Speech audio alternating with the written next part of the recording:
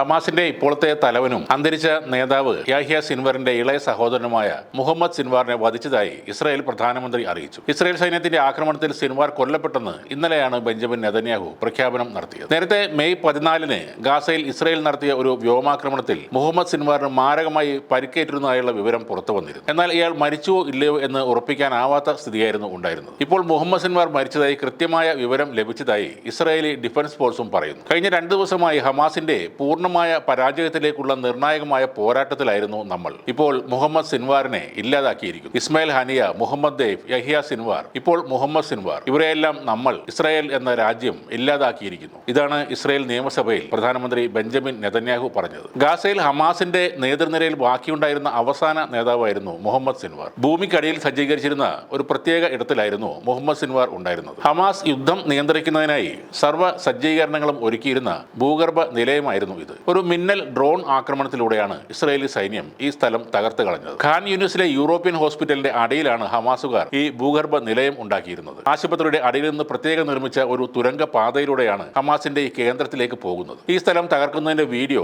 Israeli സൈന്യം പുറത്തുവിട്ടിട്ടുണ്ട്. തുരങ്കപാതയുടെയും മറ്റും ദൃശ്യങ്ങൾ ഇസ്രായേലി സൈന്യം പുറത്തുവിട്ട വീഡിയോയിൽ വ്യക്തമായി കാണാനും കഴിയും. ആശുപത്രിയുടെ അണ്ടർഗ്രൗണ്ട് സൗകര്യങ്ങൾ ഹമാസ് ഉപയോഗിക്കുന്നുണ്ടെന്ന് വിവരം ലഭിച്ചതിനെ തുടർന്നാണ് ആശുപത്രി ലക്ഷ്യമിട്ട് ഇസ്രായേൽ ആക്രമണം നടത്തിയത്. സിൻവാറിന്റെ സഹായികളായ 10 പേരും ഈ കൂട്ടത്തിൽ കൊല്ലപ്പെട്ടതായി റിപ്പോർട്ടുണ്ട്. നേരത്തെ ഇസ്രായേൽ സൈന്യവുമായുള്ള ഏറ്റുമുട്ടലിൽ കൊല്ലപ്പെട്ട മുൻ ഹമാസ് മേധാവി യാഹ്യ സിൻവാറിന്റെ സഹോദരനാണ് കൊല്ലപ്പെട്ട മുഹമ്മദ് സിൻവാർ. ഒക്ടോബർ 7-ന് ഹമാസ് ഇസ്രായേലിൽ നടത്തിയ ആക്രമണത്തിന്റെ മുഖ്യ സൂത്രധാരൻ കൂടിയായിരുന്നു യാഹ്യ സിൻവാർ. 1200 പേർ കൊല്ലപ്പെട്ട ആക്രമണത്തിന് പിന്നാലെയാണ് ഗാസയിൽ ഇസ്രായേൽ ആക്രമണം ശക്തമാക്കിയത്. ഹമാസ് തലവനായിരുന്ന ഇസ്മായിൽ ഹനിയ ഇറാനിൽ വെച്ച് കൊല്ലപ്പെട്ടതിന് പിന്നാലെയായിരുന്നു യാഹ്യ ഹമാസിന്റെ തലപ്പത്തേക്ക് എത്തുന്നത്. അതേസമയം മുഹമ്മദ് സിൻവാറിന്റെ പിൻഗാമിയാകാൻ സാധ്യതയുള്ള മുഹമ്മദ് ഷബാനഹ് എന്ന നേതാവും ഇസ്രായേലിന്റെ ആക്രമണത്തിൽ കൊല്ലപ്പെട്ടെന്ന് അഭ്യൂഹങ്ങളുണ്ട്. ഇക്കാര്യം ഇസ്രായേൽ സ്ഥിരീകരിച്ചിട്ടില്ല. എന്നാൽ ഇസ്രായേൽ ഡ്രോൺ ആക്രമണ സമയത്ത് സിൻവറിനൊപ്പം ഷബനാഹും ഉണ്ടായിരുന്നു എന്നാണ് ഇസ്രായേൽ വൃത്തങ്ങളെ ഉദ്ധരിച്ചുകൊണ്ട് ജെറുസലേം പോസ്റ്റ് റിപ്പോർട്ട് ചെയ്യുന്നത്. എന്നാൽ മുഹമ്മദ് സിൻവാറോ ഷബനാഹോ കൊല്ലപ്പെട്ടെന്ന് ഹമാസ് ഇതുവരെയും സ്ഥിരീകരിച്ചിട്ടുമില്ല.